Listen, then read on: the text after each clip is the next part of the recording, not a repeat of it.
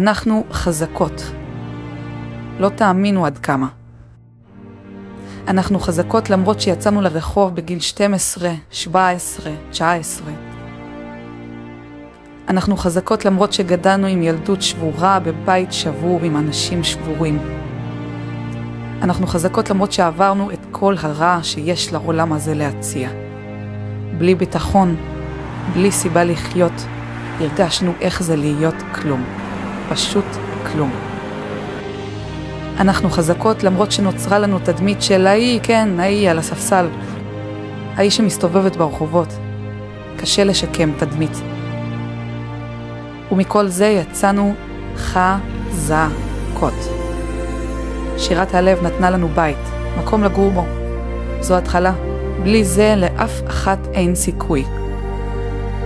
ועכשיו אנחנו חזקות יותר מתמיד.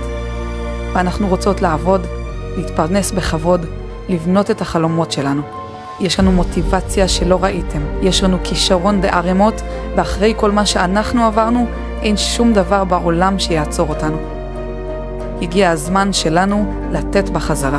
לכן אנחנו צריכות את מרכז שירת הלב. מרכז תעסוקתי וחברתי שנבנה עכשיו, והוא עומד לשנות את המציאות. יהיה בו כל מה שבנות כמונו צריכות כדי לעבוד, ללמוד, לקבל כלים. יהיו בו סדנאות, קורסים, חדרי טיפולים, נוכל לקבל לקוחות מלק ג'ל ועד לטיפולים אלטרנטיביים. זה יהיה מקום שבו סוף סוף יראו אותנו ונוכל להשאיר חותם של הצלחה. כדי שזה יקרה, אנחנו צריכות את העזרה שלכם. תלמו עכשיו ועזרו לנו לסיים לבנות את מרכז שירת הלב בירושלים. זה הדבר הכי טוב שאתם יכולים לעשות עבורנו. תנו לנו להוכיח את עצמנו.